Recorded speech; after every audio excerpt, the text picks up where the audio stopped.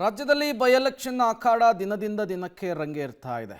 ಅಬ್ಬರದ ಪ್ರಚಾರ ಎರಡೂ ವಿಧಾನಸಭಾ ಕ್ಷೇತ್ರದಲ್ಲೂ ಕೂಡ ಆಗ್ತಾ ಇದೆ. ಈ ಬಾರಿ ಈ ದಾವಣಗೆರೆ ದಕ್ಷಿಣ ವಿಧಾನಸಭಾ ಕ್ಷೇತ್ರದಲ್ಲಿ ಯಾರು ಗೆಲ್ತಾರೆ ಅನ್ನುವಂತಹ ಕುತೂಹಲ ಸಹಜವಾಗಿಯೇ ಜಾಸ್ತಿ ಇದೆ. ಇದರ ನಡುವೆ ಅಲ್ಪಸಂಖ್ಯಾತರಿಗೆ ಟಿಕೆಟ್ ಕೊಡದೇ ಇರುವಂಥದ್ದು, ಜಮೀರ್ ಅಹಮದ್ ಖಾನ್ ಅವರು ದಾವಣಗೆರೆ ದಕ್ಷಿಣ ವಿಧಾನಸಭಾ ಕ್ಷೇತ್ರಕ್ಕೆ ಪ್ರಚಾರಕ್ಕೆ ಬರದೇ ಇರುವಂಥದ್ದು, ಮುಸ್ಲಿಂ ಓಟುಗಳ ವಿಭಜನೆಯಾಗಿ ಕಾಂಗ್ರೆಸ್ಗೆ ಪೆಟ್ಟು ಬೀಳುತ್ತಾ ಅನ್ನುವಂತಹ ಚರ್ಚೆ ಕೂಡ ಜೋರಾಗ್ತಾ ಇದೆ. ಈ ಬೆನ್ನಲ್ಲೇ ಸಿಎಂ ಸಿದ್ದರಾಮಯ್ಯನವರು ಇದನ್ನು ಅವಲೋಕಿಸಿ ಜಮೀರ್ ಅಹಮದ್ ಖಾನ್ ಅವರ ಮನವೊಲಿಸುವಂತಹ ಪ್ರಯತ್ನಕ್ಕೆ ಕೈ ಹಾಕಿದ್ದಾರೆ ಅನ್ನೋದು ಗೊತ್ತಾಗ್ತಾ ಇದೆ.